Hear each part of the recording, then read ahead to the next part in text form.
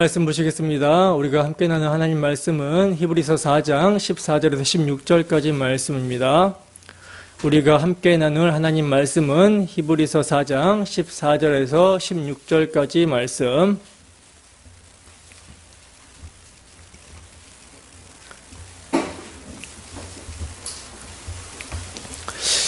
다 찾으셨으면 우리 함께 한 목소리로 합독합니다. 시작. 그러므로 우리에게 큰 대제사장이 계시니 승천하시니 곧 하나님의 아들 예수시라. 우리가 믿는 도리를 굳게 잡을지어다. 우리에게 있는 대제사장은 우리의 연약함을 동정하지 못하실 리가 아니요 모든 일에 우리와 똑같이 시험을 받으신 이로되 죄는 없으시니라. 그러므로 우리는 긍휼하심을 받고 때를 따라 돕는 은혜를 얻기 위하여 은혜의 보좌 앞에 담대히 나아갈 것이니라. 아멘. 히브리서 파노라마라는 제목으로 하나님 말씀 증거하도록 하겠습니다. 여러분 오늘은 히브리서를 살펴볼 차례죠. 히브리서는요, 히브리라는 제목이 말해주고 있듯이 기독교로 개종한 유대인들을 대상으로 하고 있어요. 히브리라는 말이 아브라함의 조상 에벨이라는 이름에서 파생된 말이거든요. 그러니까 아브라함의 후손들, 유대인들을 히브리인이라고 하는데, 이 히브리인들 중에서도 예수를 믿게 된 히브리인들, 즉 유대교에서 기독교로 개종한 유대인들에게 지금 편지를 쓰고 있는 거예요.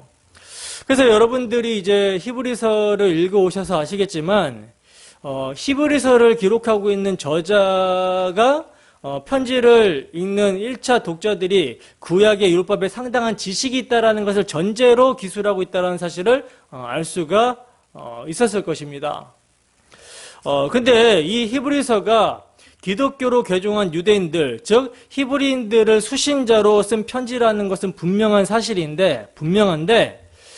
구체적으로 팔레스타인에 거주하고 있는 유대인들에게 쓴 것인지 아니면 로마 혹은 제3 지역에 거주하는 디아스포라 유대인들에게 썼는지는 알 수가 없어요. 그리고 히브리서를 누가 기록했는지 저자도 명확하지가 않습니다.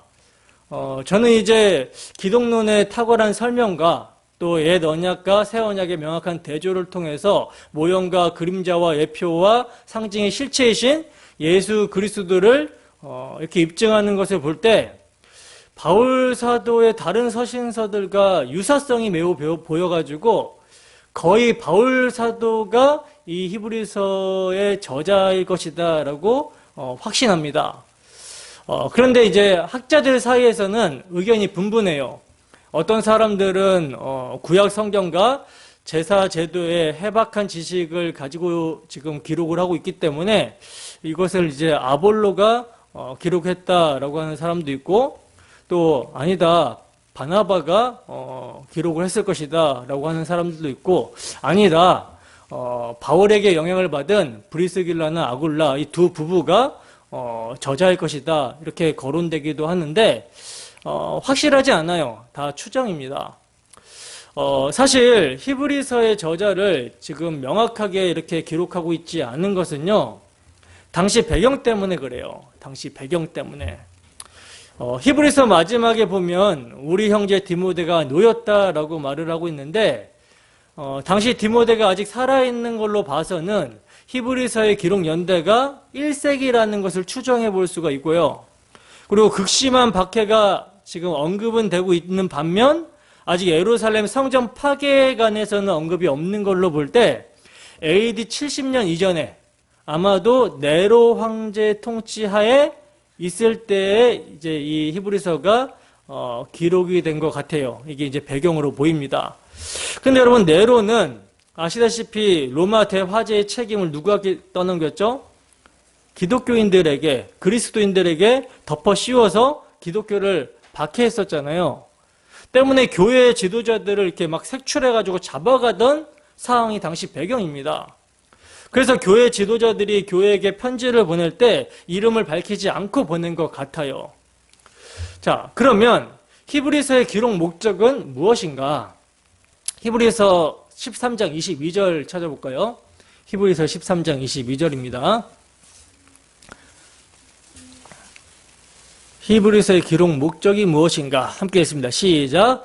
형제들아, 내가 너희를 권하노니 겉면의 말을 용납하라. 내가 간단히 너희에게 썼느니라. 아멘. 보시면 히브리서의 저자는요, 글의 기록 목적을 뭐라고 지금 말씀을 하고 있죠? 겉면의 말을 하기 위해서다라고 이렇게 말씀을 하고 있죠. 여러분 히브리서를 보면요, 히브리서를 받는 1차 독자들이 어떤 상태에 있었는지를 알 수가 있는데, 2장 1절을 보시면 히브리서 기자는 독자들에게 들은 것에 더욱 유념함으로 흘러 떠내려가지 않도록 하라, 이렇게 권면을 하고 있거든요. 그러니까 지금 이들의 상태는요, 말씀을 등한히 여기고 있는 상태였다는 거예요. 또 3장 13절을 보면 죄의 유혹으로 완고하게 되지 않도록 지금 히브리서 기자는 경고를 하고 있는데, 이로 볼 때 지금 어떤 상태입니까? 이들은요, 죄의 유혹으로 말미암아 마음이 점점 강팍해져 갔다라는 사실을 우리가 알 수 있다는 거예요. 그리고 5장 12절에 보면 예수님을 믿은 지 때가 오래되었는데도 성숙하지 못하고 어린아이 상태에 머물러 있었다라는 것을 알 수가 있고요. 10장 38절에 보면 이들은 모이기를 패하는 어떤 자들의 습관과 같이 하고 있었고, 신앙에 있어서는 퇴보를 보이고 있었다라는 사실을 알 수가 있어요. 그러니까 한마디로 말하자면 당시 그들의 모습은요, 손은 피곤하고 무릎은 연약하고 다리는 지금 절고 있는 그런 신앙의 상태를 보이고 있었다는 거예요. 여러분, 이들이 왜 이러한 모습이 되어버렸을까요? 왜 이런 상태가 되어버렸을까? 여러분 한번 생각해 보세요. 유대교에 이제 익숙한 자들이 개종을 해서 예수를 믿게 되었습니다. 근데 도처에 퍼져 있는 유대교의 핍박이 어마어마한 거예요. 당시는요, 유대인이 그리스도를 믿는다라는 표시로 세례를 받은 것이 알려지게 되면 공적인 수치나 적극적인 적대 행위를 당했어요. 사실 이방인 출신보다는요, 유대인으로서 예수를 믿고 기독교로 회심한 자, 개종한 자에게 가해지는 핍박이 훨씬 심했다고 합니다. 왜냐하면 비유대 사회에서는 다양한 종교에 대해서 굉장히 개방적이고 관용적인 태도를 보이는 것이 일반적이었지만, 유대 사회에서는요, 그 신앙의 배타성으로 말미암아 유대교에서 다른 종교로 회심했을 경우 상상을 초월하는 박해를 가했어요. 예를 들면 단지 예수를 믿는다라는 이유로 어떤 범법 행위가 없어도, 뭔 잘못한 것이 없어도 사유재산을 강제로 몰수하기도 했고요, 매매도 못하게 했습니다. 심지어 그리스도인을 도와줬다라는 사실이 발각만 돼도 이렇게 했다라는 거예요. 그리고 정치적으로는 어떤 상황이냐면, 아까도 말씀드렸다시피 유대교가 로마 정부로부터 집회와 활동이 허가된 종교였고, 기독교는 유대교의 이단으로 여겨진 배경이에요, 지금. 더 나아가서 엎친 데 덮친 격으로 로마의 화제 주범으로 기독교가 몰려있는 상황입니다.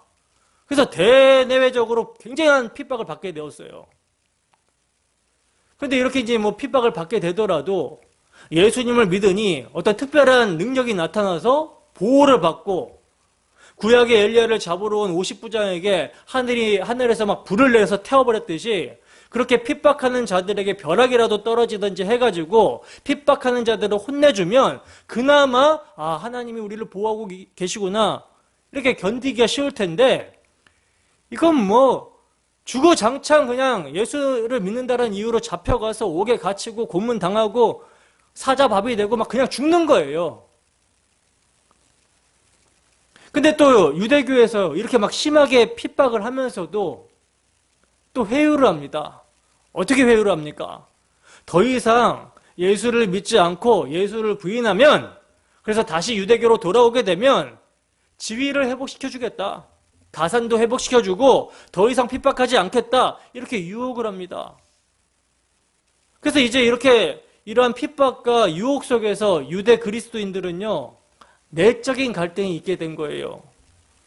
또 거기에다가 교회 안에 이방인 출신의 성도들이 많아지게 되자 유대인 출신의 성도들은요, 문화적, 종교적으로 적지 않은 혼란을 겪게 됩니다. 구약 율법에 따른 각종 유대 전통들, 특히 제사 제도가 사라진 것에 대해 유대인 그리스도인들은요, 일종의 상실감을 느끼게 된 거예요. 그리고 가장 중요한 사실은 다시 오시겠다고 약속하신 주님이 아무리 기다려도 이렇게 고난과 핍박 가운데 있는 상황에 처해 있어도 오지를 않고 있다는 거죠. 그래서 유대교에 개종한 유대 그리스도인들 중에 일단의 사람들이 다시 유대교로 돌아갈 위험에 처해 있게 된 거예요. 그러므로 히브리서 기자는 이러한 상태에 있는 자들을 향해서 유대교보다 그리스도교가 얼마나 우월한지, 그들이 존귀하게 여기던 구약적인 존재들보다 그리스도가 얼마나 우월하고 탁월하고 존귀한지를 변증을 하면서 배교의 위험을 경고하고 있는 거예요. 이것이 히브리서의 중심 주제입니다. 여러분, 오늘날에도 이제 기복주의식으로 예수를 믿으면 천국도 가고 세상에서 잘 되고 축복받는다, 영혼이 잘된 것처럼 범사에 잘 되고 강건하게 될 줄로 이렇게 믿고 신앙생활을 하다가 쫄딱 망하게 되는 경우가 왕왕 있죠.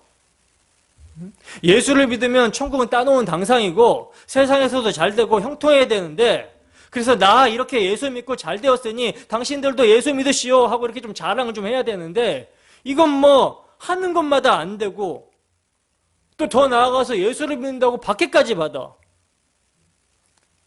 근데 이게 하루 이틀이 아니고 계속 이러는 거예요.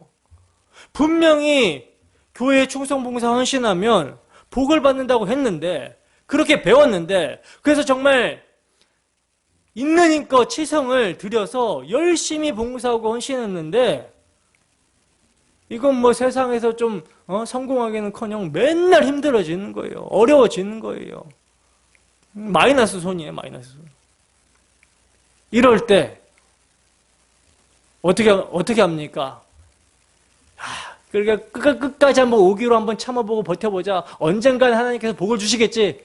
이렇게 신앙생활을 하다가 포기하게 되면 어떻게 돼요? 야, 이거 아닌가 보다. 내가 이거 하나님 없나 보다 하고 예전에 믿지 않던 상태로 돌아가는 경우가 왕왕 있습니다. 물론 이 상태에서 이제 예수 그리스도의 복음을 만나는 경우도 있지만 돌아가는 경우도 있어요. 그리고 이제 신앙생활을 정말 예수님을 믿고 바르게 이제 신앙생활을 하면서 핍박을 받고 어려움을 당하고 박해를 당할 경우, 예수를 믿는데 진짜 지금 우리는 뭐 이렇게 너무나 신앙생활 하기 좋은 환경에서 그 예배당에 모여서 예배드리고 이렇게 있지만은, 북한 같은 경우는 얼마나 신앙생활하기 힘듭니까? 예배당은 뭐 없을 뿐더러 지하 교회로 모이는 것도 비밀리에 모이잖아요. 목숨 걸고. 근데 이렇게 핍박이 지속되다 보면 유혹이 찾아올 수 있는 것이죠. 어떤 유혹이 찾아오겠어요? 너 예수 믿지 마. 너한테 무슨 도움이 있냐? 내가 그동안 내가 하도 예수에서 하면서 헛짓거리하면서 다니길래 못 살게 울었는데 너 이렇게 되니까 마음이 안 좋다. 내가 도와줄 테니 다시 한번 시작해봐라 하면서 돈을 준다고 하는 거예요. 단지 조건은 예수를 믿지 말라는 거죠. 내적 갈등이 있을까 없을까요? 나는 그렇다 치고 막 가족들이 고생하고 힘든 모습을 볼 때, 이런 유혹을 받았을 때 내적 갈등이 있을까요 없을까요? 이런 상태에서 만약에 배도를 하게 되면 처음부터 자기가 탐심으로 상정한 다른 예수를 믿은 거죠. 바른 예수가 아니라. 제가 극단적으로 예를 들었지만 히브리서는요, 단지 유대 기독교인들 뿐만 아니라 오늘날을 살아가는 우리에게도 예수님 외에 다른 것들을 의지하는 삶에 대해 경종을 울려주고 있는 책이라는 거예요. 율법주의적인 생각, 자기 의와 자기 공적을 내세우려고 하는 태도, 세상의 이념들과 세상 지도자들을 지나치게 의지하는 경향, 이런 것들을 폭로하고 이 모든 것들을 버리고 예수님이 누구신지를 알라고 경고하고 권면하는 책이 히브리서입니다. 예수님이 무엇을 행해 주셨는지, 예수님이 얼마나 존귀하고 얼마나 탁월한 분인지를 알라고 하는 책이 히브리서예요. 히브리서 기자는요, 그리스도가 얼마나 엄청난 분이시고 그분이 하신 일이 얼마나 위대한지를 변증하면서 유대교로 돌아가려고 하는 자들에게, 오늘날로 말하면 세상으로 돌아가려고 하는 자들에게 선택하라고 하는 것입니다. 주와 함께 고난을 당하는 것을 선택하면 그 고난은 찰나다, 잠깐이다. 그 고난을 견디고 있다면 우리에게 장차 오게 될 영광은, 그 영광의 중요한 것은 이것과 비교가 될 수 없다.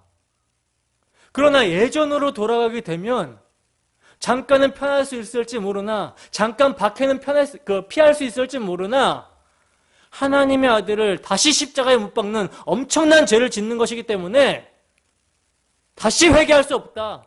영원한 심판이 따르게 될 것이다 라고 하면서 선택하라고 엄중한 경고를 하고 있는 거예요. 여러분, 배교를 왜 하게 될까요? 배교를 왜 하게 될까요? 사실 우리의 삶에서 내 중심적 사고로, 내 중심적으로 판단하면서 살아가면서 예수님의 이름을 부인할 때가 얼마나 많습니까? 그렇지 않습니까? 다른 게 배도가 아니라 내 유익을 위해서 예수님을 이용하거나 예수님을 부인하는 거, 이게 배도거든요. 예수님을 믿지 않는 모습을 보일 때가 우리의 삶에 너무나도 많다는 거예요. 말로는 예수님이 최고다, 예수님이 내 마음의 중심이다 라고 하는데 실질적으로 우리가 행위로 주님을 부인할 때가 너무나 많다라는 것입니다. 왜 우리에게 이런 모습이 나타나게 될까요? 그건요, 예수님이 누구시며 그분이 무슨 일을 행해 주셨는지 망각해 버렸기 때문이에요. 아니면 예수님이 누구시며 그분이 우리를 위해서 무슨 일을 행해 주셨는지 복음이 관념으로만 알기 때문이라는 것입니다. 그러나 정말 성령이 역사하고 정말 성령이 임해서 우리의 마음 가운데 그리스도의 사랑이 심겨져 버린 바 되게 되면 예수 그리스도가 가장 고상하고 그분 안에 생명이 있으며 그분 안에 지혜와 지식의 모든 부하가 있다는 사실을 각성하게 됩니다. 그렇게 되면요, 우리의 삶은 변하지 말라고 뜯어 말려도 변화가 되는 거예요. 예수 믿기 전과 똑같이 살아갈 수가 없습니다. 때문에 우리는요, 성령께서 복음을 우리에게 매일같이 적용해 주시기를 기도하면서 복음의 말씀을 묵상하고 매일 들어야 되는 거예요. 여러분, 예수님께서 끝까지 사랑하시는 사람은요, 끝까지 찾아와 주셔서 그의 발을 씻어주시면서 온몸이 깨끗하다라는 것을 상기시켜 주시는 것입니다. 그를 위해서 피 흘리신 은혜를, 그리스도의 은혜를 알게 해주신다라는 거예요. 그 은혜로 말미암아, 그 찾아와 주셔서 돌이키게 하시는 은혜로 말미암아 돌이키게 되는 거예요. 그래서 돌이킨 후에는 어떻게 되겠습니까? 돌이킨 후에는 형제를 복음으로 굳게 세워주는 일을 하게 되는 것이죠. 그래서 그런지 몰라도 하나님께서는요, 저의 모난 부분을 참 많이 폭로하세요. 연약한 부분, 모난 부분을 폭로하셔서 알게 하십니다. 그래서 은혜가 아니면 주님께서 끝까지 사랑하심으로 말미암아 나를 찾아와 주셔서 발을 씻겨주시면서 넌 이미 목욕한 자다라고 이렇게 해주시지 아니하시면 저는 지금 이 자리에서 담대하게 복음 못 전합니다. 모나고 어리석고 연약해도 주님께서 당신의 피로 깨끗하게 하셨다라고 찾아와 주시기에 돌이켜서 복음에 굳게 서는 거예요. 그리고 여러분들을 복음으로 굳게 세워주는 일을 하고 있는 것입니다. 때문에 여러분, 이 시간 뭘 알아야 되겠습니까? 세상의 영광과는 비교할 수 없는 그리스도의 영광에 대해서 알아야 되는 거예요. 놀랍고 위대한 복음에 대해서 들어야 되는 것입니다. 그리고 선택해야 되는 거예요. 뭘 선택해야 됩니까? 복음에 나타난 그리스도의 영광을 선택해야 된다는 것이죠. 그리스도를 위해서 살아가야 된다는 거예요.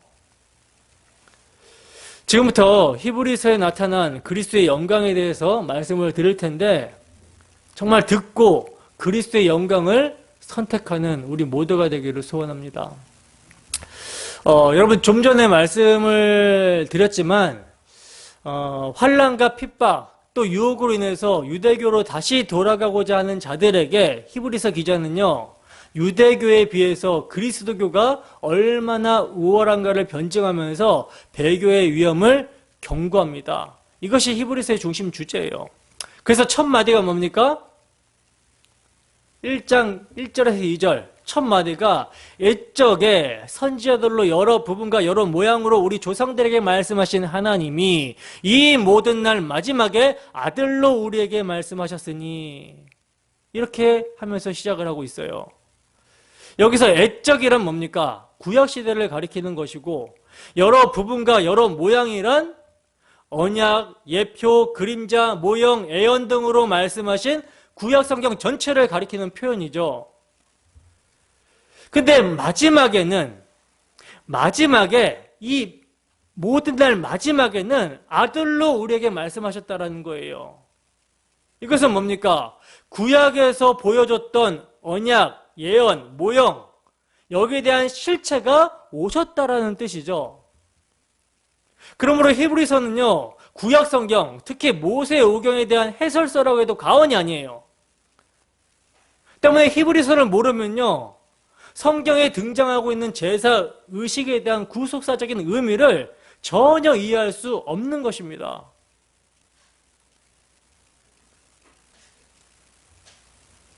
여러분, 모세 오경이 누구를 가리키고 있습니까?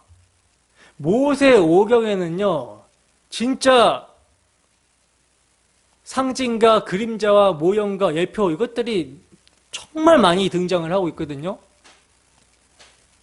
모든 것이 그리스도를 드러내고 있어요. 모든 것이 그리스도를 가리키고 있어요.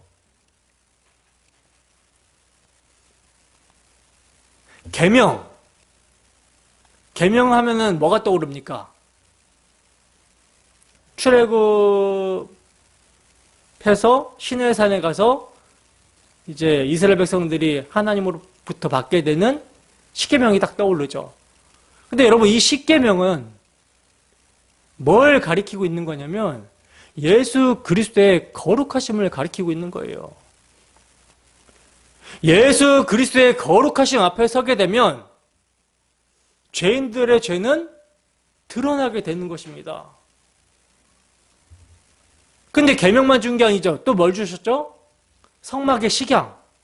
성막의 식양은 뭘 가리키고 있습니까? 성막의 식양.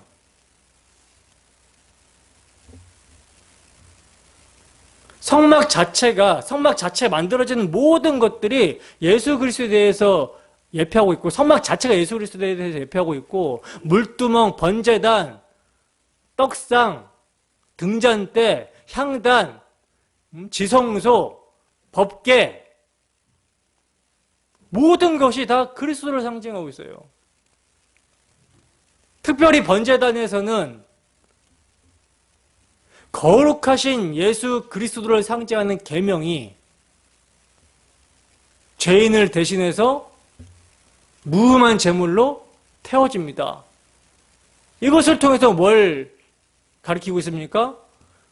죄 없으신 예수 그리스도께서 죄인을 대신해서 십자가에 피 흘려 죽으심으로 구속하실 일, 대속하심으로 구원하실 일, 이것을 가리키고 있는 거예요. 5대 제사, 소제, 번제, 화목제, 속건제, 속죄제, 이것도 다 누굴 가리키고 있어요? 예수 그리스도의 사역에 대해서 예표하고 있어요. 가리키고 있어요. 안식일, 안식년, 희년, 이것도 예수 그리스도로 말미암아 안식이 주어질 것에 대해서 가리키고 있는 거죠. 사망 권세를 깨뜨리고 이기셔서 자유를 주실 것, 안식을 주실 것을 가리키고 있는 것이죠. 7 절기도 다 예수 그리스도를 나타내고 있어요. 유월절, 무교절, 초실절, 오순절, 나팔절, 대속제일, 초막절.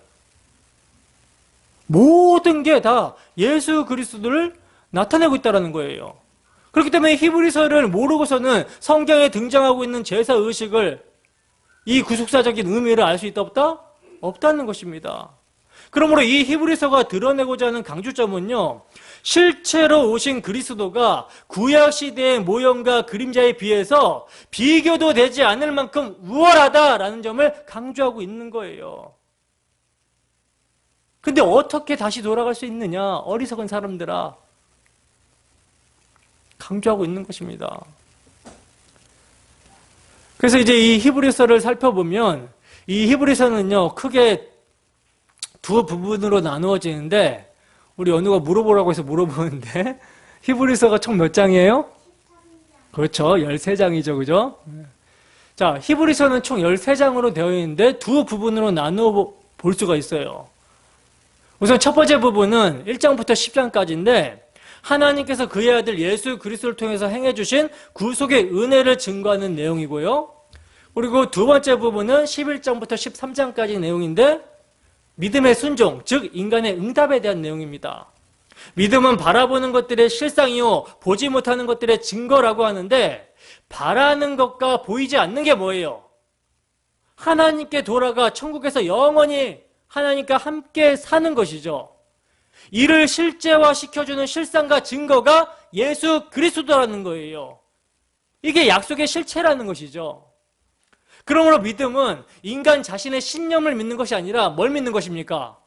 하나님의 약속을 믿는 것이며, 이 하나님의 약속의 성취자가 누구예요? 예수 그리스도잖아요.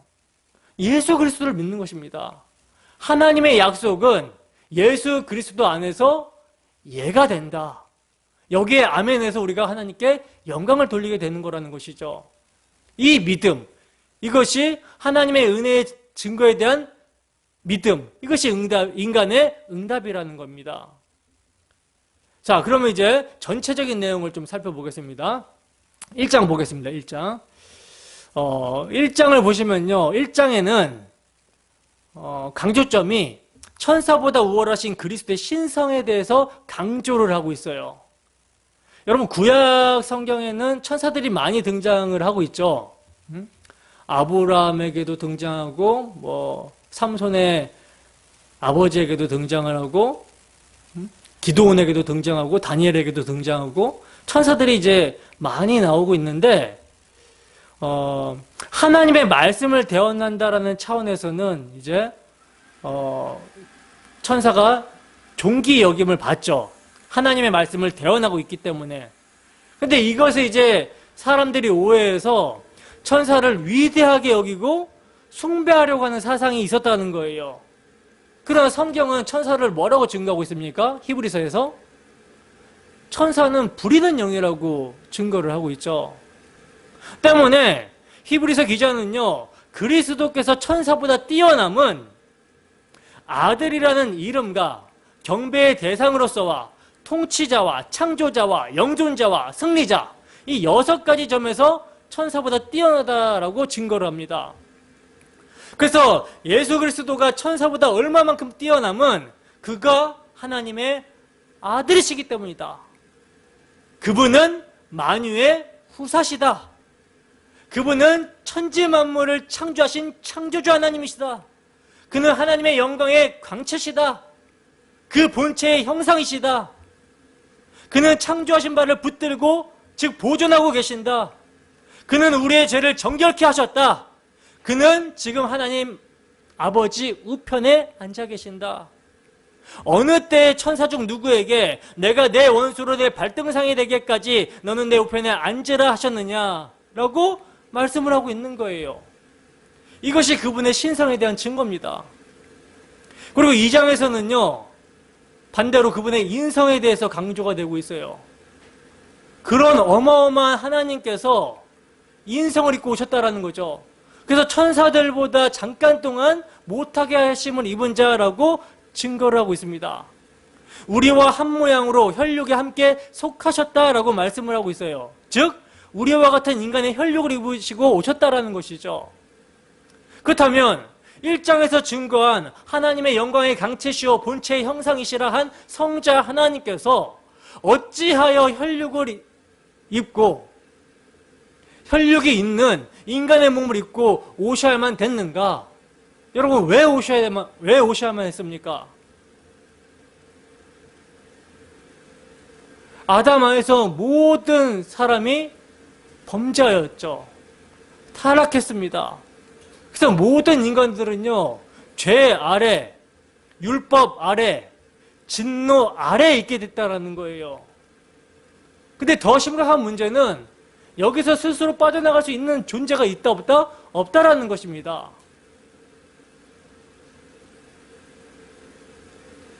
문제에 대한 해답은 범죄한 상태에서 이 죄를 해결하고 하나님께 돌아가야지 인간이 살 수가 있는데 이것을 스스로 해결할 수 있는 사람이 없다는 거예요. 스스로 해결하려고 노력하면 노력할수록 오히려 진노를 쌓는 게 되는 것입니다. 죄를 쌓는 게 되는 거예요. 그래서 중보자를 필요로 할 수밖에 없는데 그 중보자를 누가 보내주셨다? 하나님께서 보내주셨다라는 것이죠. 하나님께서 보내주셨어요. 그래서 율법의 요구가 뭡니까? 죄의 삭은 사망이다 라고 하는 이 율법의 요구를 성자 하나님께서 인간이 되셔서 그래서 참 하나님과 참 사람으로 오셔서 중보자로서 이것을 이루셔야 되는 거예요. 이 율법의 요구를. 그래서 사망으로 말미암아 사망의 세력을 잡은 자 곧 마귀를 없이 하시며 라고 히브리서 기자는 증거합니다. 마귀는 사망의 권세를 잡은 자죠. 그렇기 때문에 호랑이를 잡으려면 호랑이 굴에 들어가야만 하듯이 주님은 마귀를 잡기 위해서 친히 어디로 들어가셨습니까? 사망으로 들어가셨다라는 거예요. 이게 여러분 원복음에서 계속 말씀하고 있는 것을 그리스도께서 성취하신 것이죠. 원복음이 뭡니까? 사람이 타락하자마자 하나님께서 내가 하리니 라고 하시잖아요. 뭘 하십니까? 뭘 하신다라고 하셨어요? 뱀에게 내가 너로 여자와 원수가 되게 하고 여자의 후손과 내 후손이 원수가 되게 할 것이다. 여자의 후손은 뱀의 머리를 밟을 것이고 뱀은 여자의 후손의 발뒤꿈치를 상하게 할 것이다. 이렇게 말씀을 하셨잖아요. 이것이 십자가에서 성취가 돼요. 십자가에서요, 예수님은 죽으심으로 말미암아 사탄의 머리를 아주 짓이겨 버렸어요. 근데 얼마나 세게 짓이겨 버렸던지 그 뱀 이빨에 그 발로 세게 밟으면서 뱀 이빨에 발뒤꿈치가 상하게 된 거라는 것이죠. 그게 예수님의 죽으심입니다. 근데 예수님은 죽으심으로 끝난 것이 아니죠. 친히 부활하셨다는 거예요. 만약 여러분 임봉한 주님의 무덤이 열리지 아니하셨다면 주님도 사망에 잡힌 것이 되고 맙니다. 그러나 주님은 사흘 만에 사망의 권세를 이기시고 부활하셨어요. 이것이 사망의 세력을 잡은 자 곧 마귀를 없이 하시며의 의미라는 것이죠. 그리고 둘째는요, 이렇게 하심으로 말미암아 해방을 주십니다. 해방을 선포해 버리십니다. 죽기를 무서함으로 일생에 매어 종로로 타는 모든 자들을 놓아주시는 거예요. 주님 이전에는요, 누구도 사망의 권세를 이긴 자가 없었어요. 그러나 그리스도께서는요, 죽은 자 가운데서 다시 살아나심으로 말미암아 잠자는 자들의 첫 열매가 되심으로 사망 가운데 있는 자들, 죽기를 무서워하는 자들을 해방시키셨다라는 거예요. 노연할 수 있는 길을 열어놓으셨다라는 것입니다. 때문에 궁극적으로는요, 그러므로 저가 범사의 형제들과 같이 되심이 마땅하도다. 이는 하나님의 일에 자비하고 충성된 대제사장이 되어 백성의 죄를 구속하려 하심이라 하십니다. 주님은요, 한마디로 죽음을 맛보려고 인간의 몸을 입으시고 이 땅에 나타나셨다는 거예요. 이게 2장의 내용이고, 그리고 이제 3장에서는 그러므로 함께 하늘의 부르심을 입은 거룩한 형제들아, 우리의 믿는 도리의 사도시며 대제사장이신 예수를 깊이 생각하라 하고 시작이 되고 있습니다. 여러분, 여기서 예수를 깊이 생각하라 라는 말씀 속에서는요, 그분이 어떠하신 분이시며 그런 분이 우리를 위해서 행해 주신 일이 무엇인가를 생각해야 될 것과, 그렇다면 나는 어떻게 반응해야 마땅한가, 이것을 깊이 생각하라는 뜻이 들어있는 거예요. 그러므로 3장의 내용은 2장에서 증거한 교리에 근거하여 권면하는 말씀이 주된 내용입니다. 그러면 그 내용이 어떤 내용인가? 여러분, 모세 당시에 열조들이 광야에서 그의 음성을 듣고도 마음을 강팍하게 하여 안식에 들어가지 못했음을 상기시킵니다. 이것을 상기시키면서 하물며 모세보다 우월하신 하나님의 아들로 말씀하신 마지막 계시를 듣고도 믿지 않고 순종치 않는다면 치명적인 죄악이 됨을 말씀하고 있는 거라는 거죠. 그러므로 오늘이라 일컫는 날 동안에 매일 피차 권면하여 죄의 유혹으로 강팍하게 됨을 면하라, 완고하게 됨을 면하라 하고 권면하고 있는 거예요. 그러면서 우리가 시작할 때 확신한 것을 끝까지 잡고 있으면 그리스도와 함께 참여한 자가 되리라 하고 격려합니다. 이게 여러분 3장의 핵심이에요. 그리고 4장의 주제는요, 영원한 안식을 주는 대제사장입니다. 안식이라는 주제는 성경의 중심 주제 중에 하나잖아요. 그죠? 창세기 2장 2절에서 안식하시니라 이렇게 말씀하신 그 첫 창조 때의 안식은 아담의 범죄함으로 말미암아 어떻게 됩니까? 깨져버리죠. 이 안식을 회복시키시는 것이 구속사예요. 그래서 여호수아가 가나안 땅을 정복했을 때 땅에 안식이 임했다라고 말씀을 하고 있잖아요. 근데 이 여호수아가 준 안식은 예표였습니다. 그러므로 안식할 때가 하나님의 백성에게 남아있도다라고 말씀하고 있는 거예요. 그 안식을 영적 여호수아가 되시는 우리 대제사장 되시는 주님께서 주신다라는 말씀입니다. 그러므로 우리에게 큰 대제사장이 있으니 우리에게 있는 대제사장은 하고 이 점을 계속 강조하고 있는 거예요. 그리고 여러분, 들어감이라는 주제도 대단히 중요한 주제죠. 들어감. 하나님의 존재에서 추방을 당한 아담의 후예들에게 있어서 절체절명의 소원이 무엇이겠습니까? 들어감입니다. 하나님께서 시내산에 강림하셨을 때에도 들어오지 못하도록 경계가 쳐졌고 굉장히 경계가 엄했죠. 하나님의 임재를 상징하는 지성소는요, 휘장으로 굳게 닫혀 있었어요. 들어가지 못한다라는 것입니다. 그런데 이 들어감이 어떻게 가능해집니까? 어떻게 거룩하신 하나님과 교제할 수 있는 화목이 일어나게 됩니까? 우리의 대제사장 되시는 예수 그리스도께서 십자가에서 다 이루었다고 선언하셨을 때 휘장은 비로소 찢어지게 되었다라는 거예요. 여러분, 굳게 닫힌 휘장이 열렸다라는 거, 이게 뭘 의미합니까?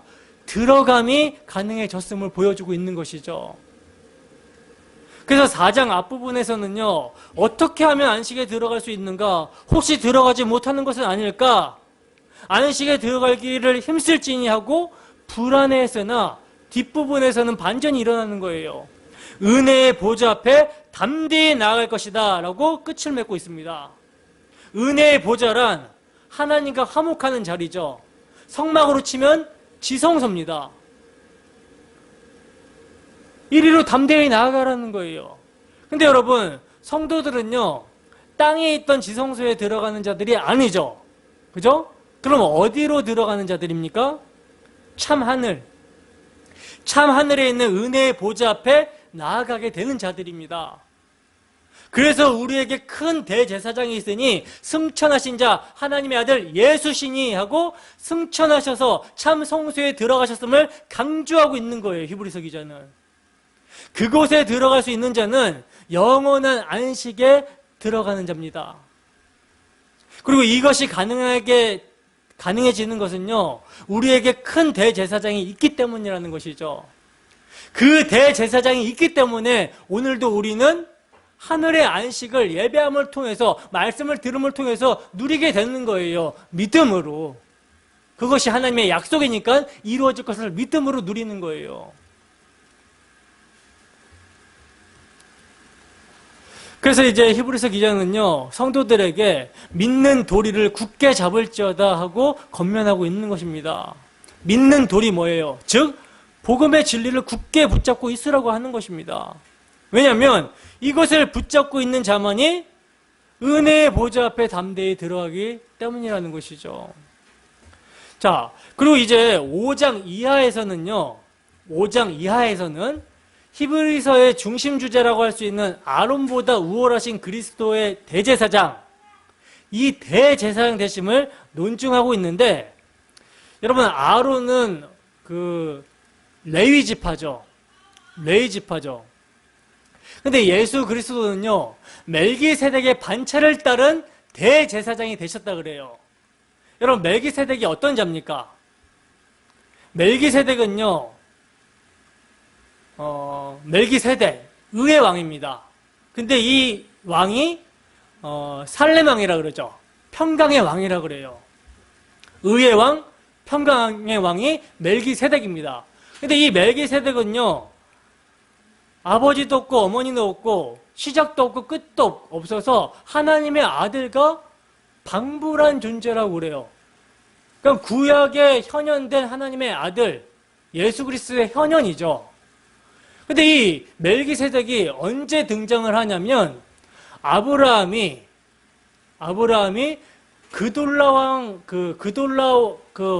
왕의 연합군을 박살내고 들어왔을 때 이 멜기세덱이 아브라함을 영접하면서 축복을 하고 떡과 포도주를 줍니다.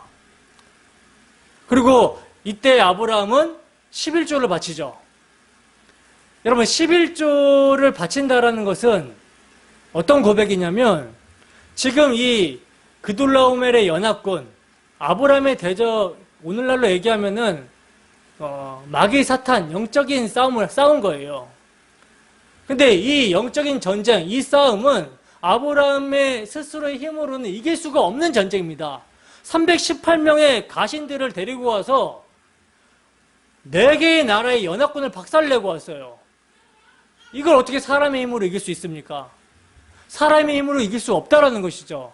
때문에 멜기세덱이 와서 축복을 할 때 멜기세덱에게 11조를 바치면서, 내가 이 전쟁에서 승리할 수 있었던 것은 당신 덕분입니다. 당신이 나에게 축복을 해주시고 당신의 피와 살을 상징하는 떡과 포도주, 이것으로 이길 수 있었습니다. 이 고백이거든요.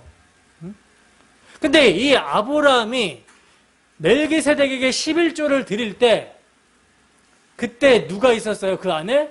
아브라함의 허리 안에 레위 지파가 있었어요. 그리고 그 레위 지파 안에는 누가 있습니까?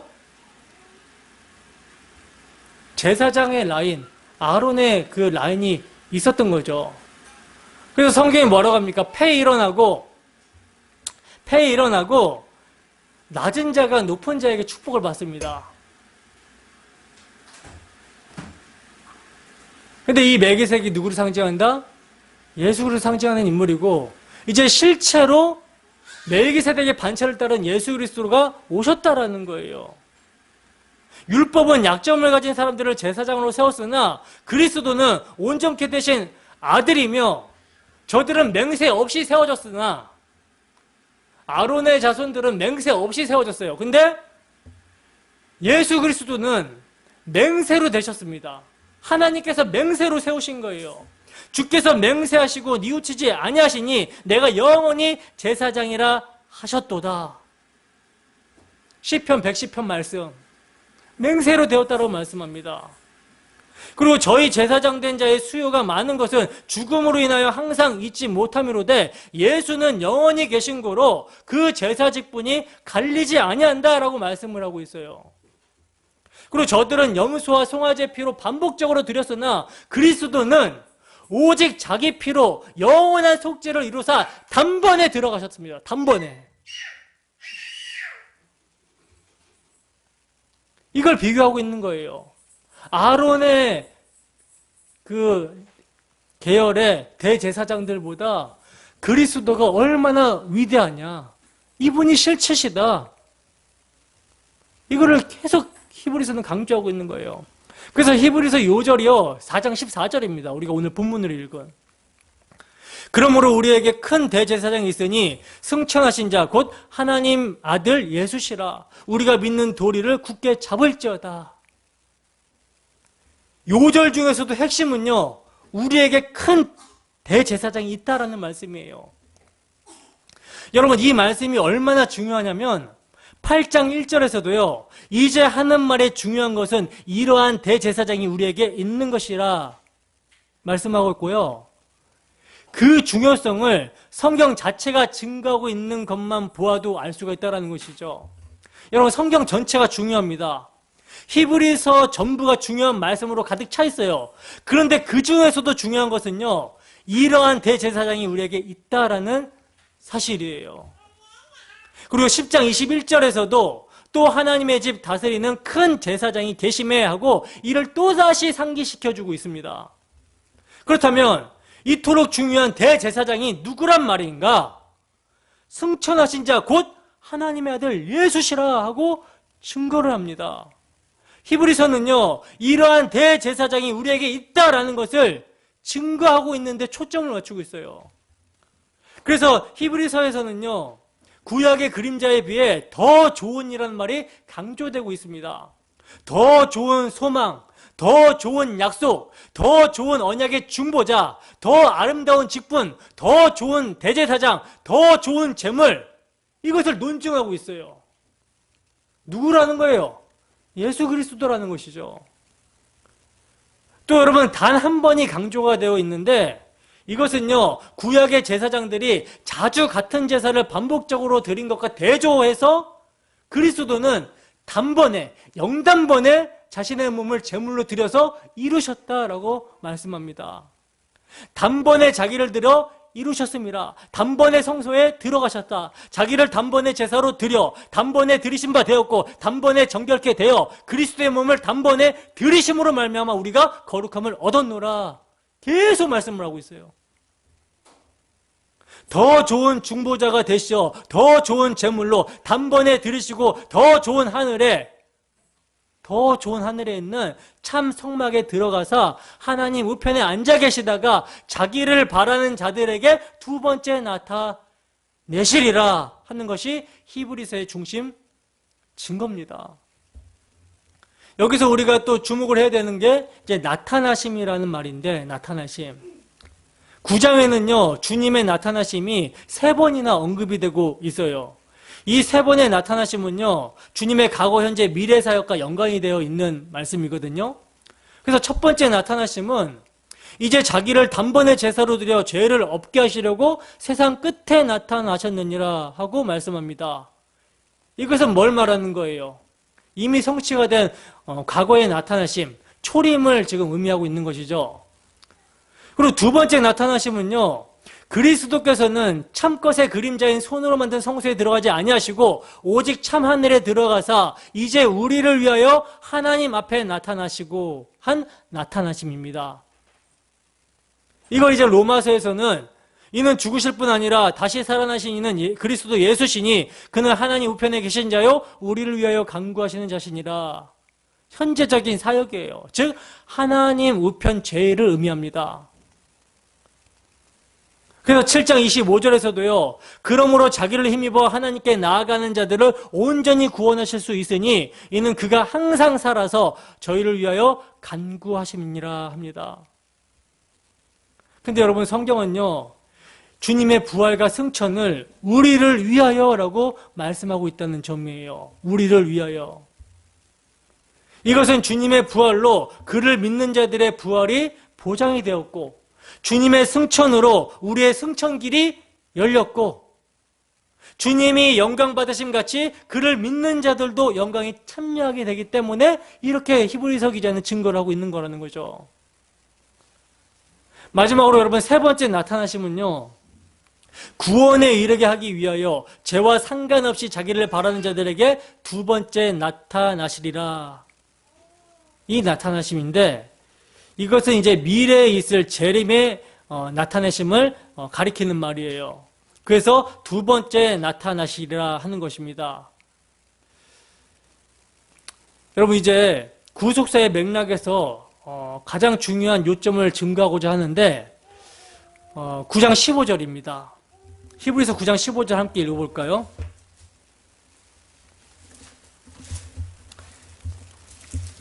빨리 찾은 사람이 한번 읽어보세요. 9장 15절. 히브리서 9장 15절.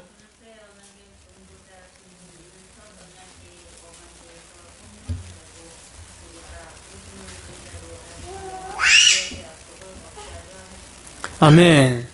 이로 말미암아 그는 새 언약의 중보자시니 이는 첫 언약 때에 범한 죄에서 속량하려고 죽으사 부르심을 입은 자로 하여금 영원한 기업의 약속을 얻게 하려 하심이라. 여러분, 첫 언약 때 범한 죄란 뭘 지금 말을 하는 거죠? 구약 시대에 범한 죄를 가리키는 거죠. 가리키는 말이죠. 구약 시대에 범한 죄도요, 주님의 대속적인 죽음을 통해서만이 해결되는 것이 가능하다라는 말씀이에요. 왜냐하면 황소와 염소의 피가 능히 죄를 없이 하지 못하기 때문입니다. 구약시대의 속죄제란요, 참것이 오시기까지 죄를 잠정적으로 보류하는 장치에 불과했다라는 거예요.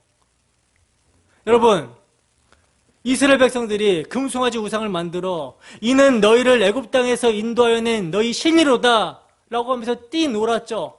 우상 숭배했죠. 이 우상 숭배는요, 진멸을 받아 마땅한 죄였습니다. 그러나 여호와께서 뜻을 돌이키사 말씀하신 화를 그 백성에게 내리지 아니하시니라고 말씀을 하고 있어요. 그리고 이스라엘 백성들이 가데스 바네에서 하나님을 불신하고 한 지휘관을 세우고 애굽으로 돌아가자라고 한 반역이 있었을 때에도요, 전염병으로 그들을 쳐서 멸하겠다라고 말씀하셨으나 모세의 탄원, 모세의 중보로 말미암아 내가 내 말대로 사하노라 이렇게 말씀을 하셨습니다. 우리는 이것으로 완결이 된 줄로 여기고 있죠. 그러나 여러분, 의로우신 하나님은요, 죄를 그냥 사하실 수 없는 분이라는 거예요. 그렇다고 황소와 염소의 피로 대속이 되는 것도 아니었다라는 것입니다. 이 점을 로마서 3장 25절에서는 이렇게 말씀하고 있어요. 이 예수를 하나님이 그의 피로써 믿음으로 말미암는 화목제물로 세우셨으니 이는 하나님께서 길이 참으시는 중에 전에 지은 죄를 간과하심으로 자기의 의로우심을 나타내려 하심이니 이렇게 말씀합니다. 그러니까 구약시대란 그냥 하나님께서 참고 눈 감아주신 기간이었다라는 거예요. 참고 눈 감아주신 기간. 언제까지입니까? 곧 이때, 즉 자기 아들을 대속제물로 갈보리 십자가에 내어주시기까지, 그때까지는요, 저수지에 물이 고이듯이 불의에 대한 하나님의 진노가 쌓이기만 했다라는 거예요. 그리고 그 진노가 때가 참 경륜 가운데 아들의 십자가에서 쏟아 부어버렸다라는 것이죠. 그래서 자기의 의로우심을 나타내셨다라는 말씀입니다. 그래서 그때야 1500년 동안이나 가로막혀 있었던 휘장이 열려지게 된 거라는 거예요. 그래서 그 길은 우리를 위하여 휘장 가운데로 열어놓으신 새롭고 산 길이요 휘장은 곧 저의 육체니라 하고 히브리서 기자는 증거합니다. 구약시대에는 열리지 않았던 것이기 때문에 새로운 길이라고 하는 것이고요, 생명으로 들어가는 문이기 때문에 산 길이라고 하는 거예요. 하나님께서는요, 자기 아들의 피로 말미암아 하나님 앞에 나아가는 길을 활짝 열어놓으신 것입니다. 여러분, 이제 이 길은요, 다시는 닫히지 않습니다. 찢어진 휘장은요, 다시 꿰매서 붙여놓지 않는다는 거예요. 그렇다면 우리가 해야 될 일이 무엇이겠습니까? 히브리서 기자는 예수를 힘입어, 예수의 피를 힘입어 나아가라고 말씀합니다. 이 엄청난 영광스러움을 모르니까 다시 돌아가려고 하는 거예요. 그러나 성경은 우리가 진리를 아는 지식을 받은 후 짐짓 죄를 범한 즉 다시 속지 않은 제사가 없고 라고 말씀합니다.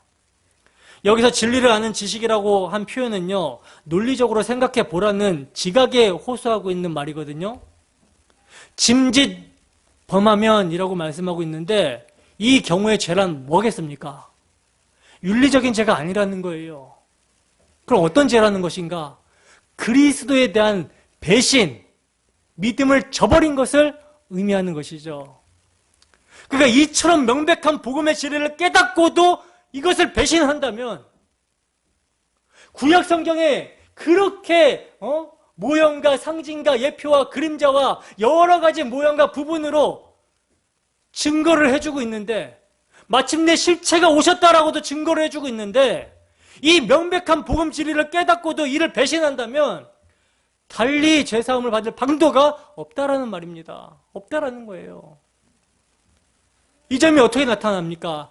하물며 하나님의 아들을 밟고 자기를 거룩하게 한 언약의 피를 부정한 것으로 여기고 은혜의 성령을 욕되게 하는 자의 당연히 받을 형벌이 얼마나 중하겠느냐 너희는 생각하라. 여러분, 그리스도께서 우리에게 행해 주신 일이 얼마나 지고지선의 영광스러운 복음입니까?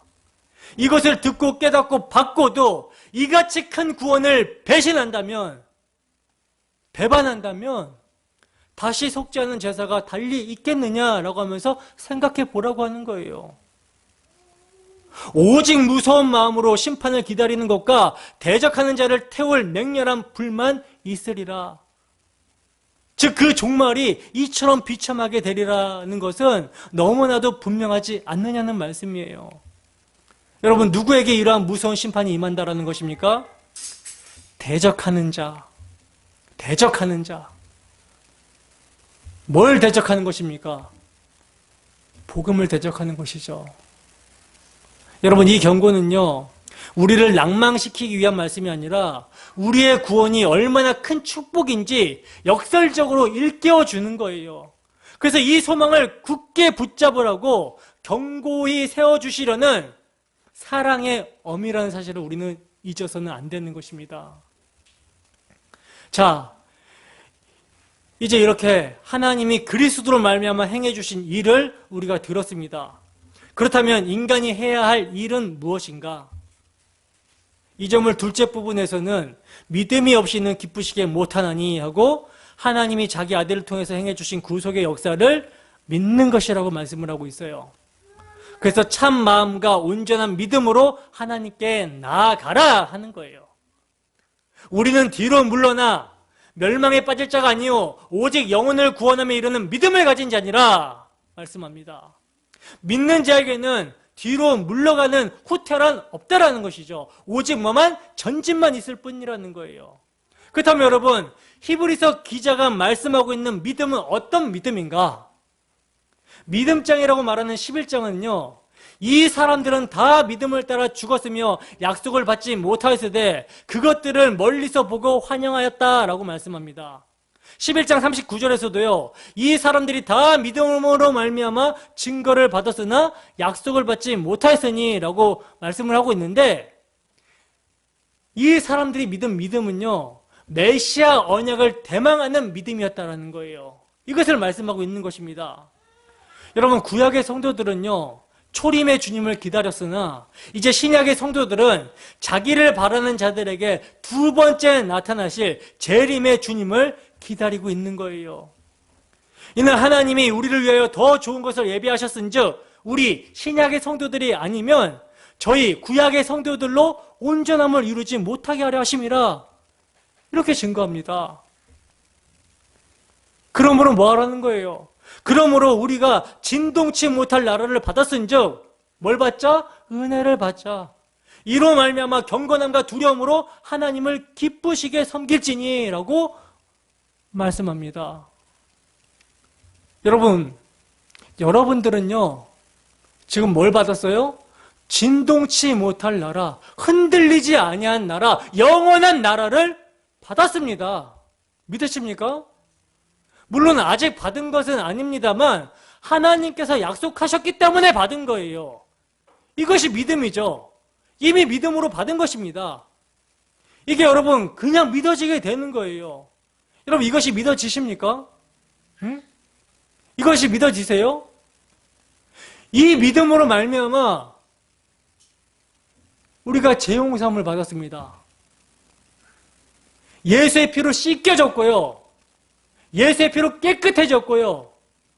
예수의 피로 하나님과 화목하게 됐어요. 이 믿음으로 우리가 거룩하게 살아갈 수가 있고요.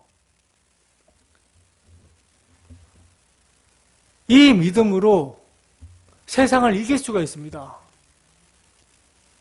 이 믿음으로 하나님 나라를 누릴 수가 있다는 거예요. 잠시 잠깐 고난 가운데 있을 때도 환난 가운데 있을 때도 이 믿음으로 말미암아 즐거워할 수가 있어요. 왜? 이건 잠깐이거든. 우리의 실상은 뭡니까? 하나님과 영원히 거하는 의의 나라예요. 믿음으로 이게 접촉되어 있으니까 기뻐할 수 있는 것입니다. 여러분 이것이 실제입니까? 우리에게 이것이 실제가 됩니까? 아니면 돈이 실제가 됩니까? 여러분 돈도 믿음이에요. 돈이 믿음이라는 거 아십니까? 여러분 종이 쪼가리, 종이 쪼가리잖아요, 돈이. 이 돈은요, 사회적 합의가 있는 거예요. 이 돈의 가치는 쌀 20kg의 가치로 하자. 이 돈의 가치는 뭐 의자 한 개 값으로 하자. 사회적 합의적 가치가 있는 거예요.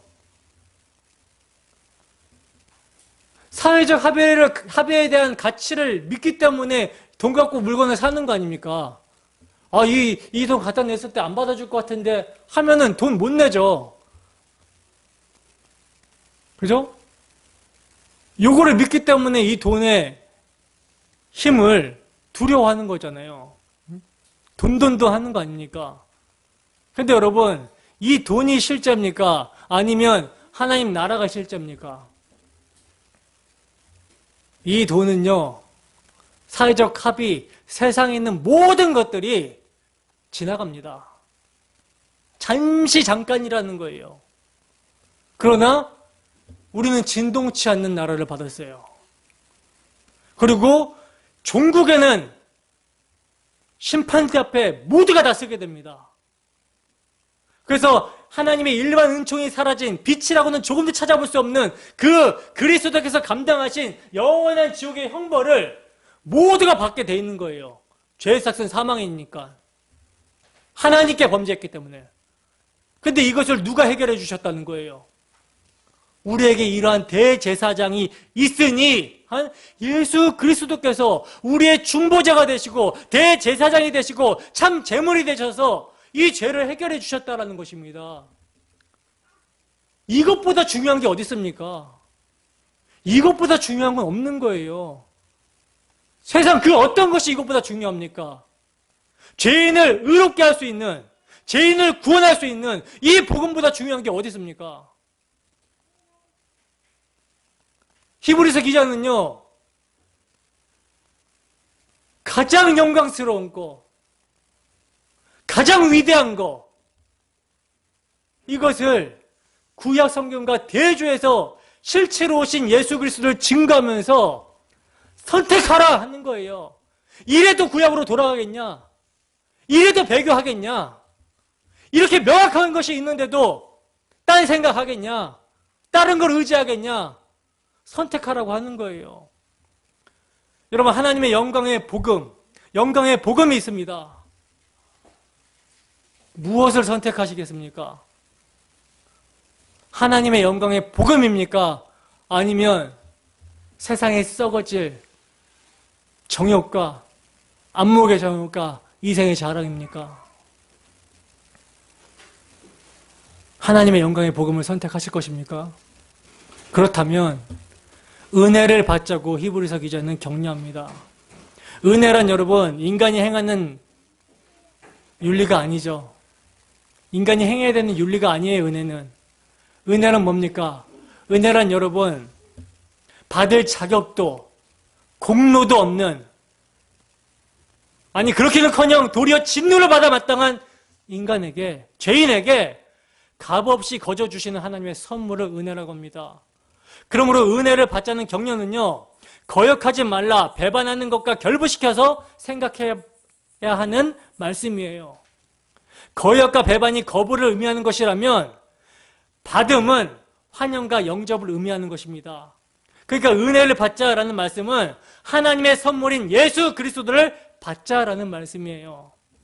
여러분, 예수 그리스도의 복음이 얼마나 영광스러운지 아시겠습니까? 그렇다면 우리를 부르시는 그날까지 믿음의 주요 온전케 하시는 예수를 바라보며 달려갑시다. 우리와 같은 죄인을 구원하시기 위해 십자가를 참으신 그 주님을 생각하며 죄와 싸우되 피 흘리기까지 싸우며 그분의 치욕을 이제는 우리가 짊어지고 영분 밖으로 나아가야 되는 거예요. 평강의 하나님이 우리 주 예수 그리스도로 말미암아 우리의 달려갈 길을 마치기까지 이루시기를 소원합니다. 이 은혜가 우리 모두에게 있기를 주님의 이름으로 축원합니다. 기도하겠습니다. 사랑의 많으신 하나님 아버지, 부족한 사람 일수의 여러 주의 복음을 증거했습니다. 하나님 아버지, 이 시간 우리 주 예수 그리스도의 영광의 복음을 증거했습니다. 하나님 아버지, 세상의 것들은 지나갑니다. 썩어질 것들에 종살이하고 있습니다. 그리고 그 결국은 다 주님 앞에, 주님의 심판대 앞에 서게 됩니다. 여러분, 하나님, 주님의 심판대 앞에서 우리를 구원할 것이 무엇입니까? 우리를 의롭다 할 것이 무엇입니까? 그것이 가장 중요하다는 사실을 깨닫게 하시고 각성케 하시고 우리 주 예수 그리스도의 복음을 가장 영광스럽게 생각하며 우리 주 예수 그리스도의 복음을 위해서 살아가는 우리 디아스포라 모든 교회 성도들이 될 수 있도록 인도하여 주시옵소서. 감사드리며 거룩하신 예수님 이름으로 기도드립니다. 아멘.